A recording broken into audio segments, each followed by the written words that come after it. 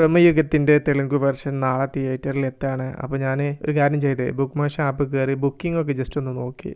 ചിലയിടങ്ങളിൽ തരക്കേടില്ലാത്ത ബുക്കിംഗ് ഉണ്ട്, ചിലയിടത്ത് തീരെ ബുക്കിംഗ് ഒന്നും പോയിട്ടില്ല. അപ്പോൾ ആ തരക്കേടില്ലാത്ത ബുക്കിംഗ് എന്നുള്ളത് ശരിക്കും ഒരു പോസിറ്റീവ് തന്നെയാണ്. ഇപ്പോൾ മലയാളത്തിൻ്റെ ഡബ്ബ്ഡ് വേർഷനാണത് ആ ഒരു സിനിമ. അപ്പോൾ അവിടെ ചില തിയേറ്ററിൽ 20, 30, 40 ടിക്കറ്റ്സൊക്കെ ബുക്കിങ്ങിലൂടെ പോയിട്ടുണ്ട്, ചിലയിടത്താണെങ്കിൽ തീരെ പോയിട്ടുമില്ല. അപ്പോൾ ആ പോയ സ്ഥലത്ത് നിന്ന് പബ്ലിക് റെസ്പോൺസും അതുപോലെ തന്നെ കണ്ട പ്രേക്ഷകർ ഈ ഒരു സിനിമയെ പറ്റി മറ്റുള്ളവരോട് പറയും. എന്തായാലും പോസിറ്റീവ് റിപ്പോർട്ട് വരാൻ ചാൻസ് ഉണ്ട് കേട്ടോ തെലുങ്കിൽ. പിന്നെ അതേപോലെ ഈ ഒരു സിനിമയെക്കുറിച്ച് റിവ്യൂ ചെയ്യുന്ന ആൾക്കാരുണ്ടാവും, അവിടുത്തെ പോപ്പുലർ മീഡിയാസ് ഉണ്ടാവും.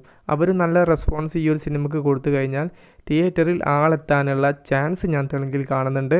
ചിത്രം 8-ാം ദിവസവും കേരള ബോക്സ് ഓഫീസിൽ നിന്ന് 1 കോടിക്ക് മുകളിൽ കളക്ഷൻ നേടി വിജയയാത്ര തുടരുകയാണ്. സെക്കൻഡ് വീക്കിലും മികച്ച തിയേറ്റർ ലിസ്റ്റാണ് ഈ ഒരു ചിത്രത്തിൻ്റെ കേരളത്തിലും അതോടൊപ്പം തന്നെ GCCയിലും കിട്ടിയിരിക്കുന്നത്.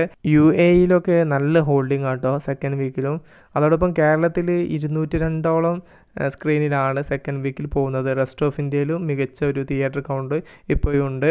പലരുടെയും പരീക്ഷണ ചിത്രങ്ങൾക്ക് തിയേറ്ററിൽ നിന്നും കളക്ഷൻ കിട്ടാറില്ല. ഇവിടെയാണ് മമ്മൂക്ക ചിത്രങ്ങൾ വ്യത്യസ്തനാവുന്നത്. ബ്രഹ്മയുഗം തിയേറ്റർ കളക്ഷനിലൂടെ തന്നെ ബ്ലോക്ക് ബസ്റ്റർ വിജയം കൈവരിക്കുന്നു.